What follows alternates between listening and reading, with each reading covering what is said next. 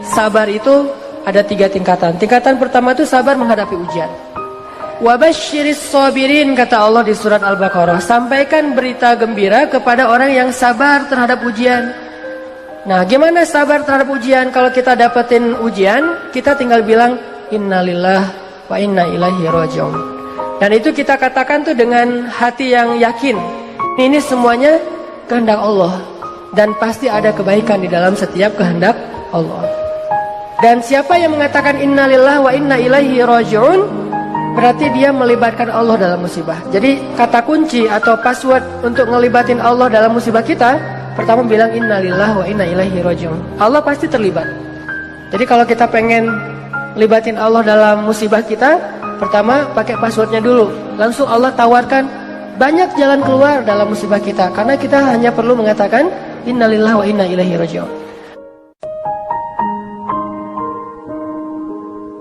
Sabar level 2. Sabar level 2 itu adalah sabar dalam meninggalkan dosa. Ternyata ninggalin dosa juga butuh sabar. Sabar untuk nggak ngelakuin dosa, walaupun mungkin dosa itu udah biasalah, orang lain juga ngelakuin yang kayak gitu. Sabar untuk nggak kepoin Instagram orang misalnya, atau Instagram mantan misalnya ya. Karena kalau kita kepoin nggak bakalan sabar. Sabar untuk menjaga pandangan mata. Apalagi sabar untuk ninggalin, untuk tidak jalan sama dia kalau belum halal. Itu butuh kesabaran dan itu nggak gampang. Apalagi kalau misalnya sesuatu yang benar-benar kita senengin gitu, kayak sabar untuk ninggalin hal yang sia-sia gitu.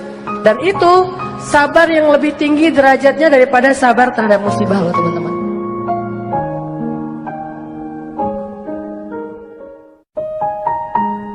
Sabar level 3 itu adalah sabar dalam beribadah.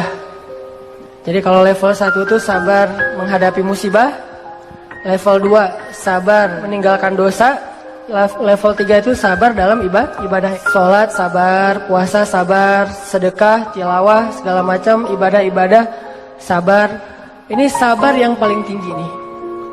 Tapi 3 sabar ini bukan pilihan teman-teman. Kalau misalnya kita, saya mah yang level 3 aja, yang sabar ibadah.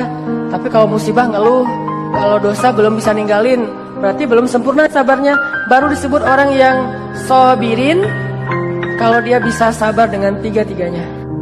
Kalau kita nggak sabar dalam ketaatan, dalam berbuat baik, bisa jadi kita kehilangan pahala berbuat baik hanya gara-gara tidak sabar.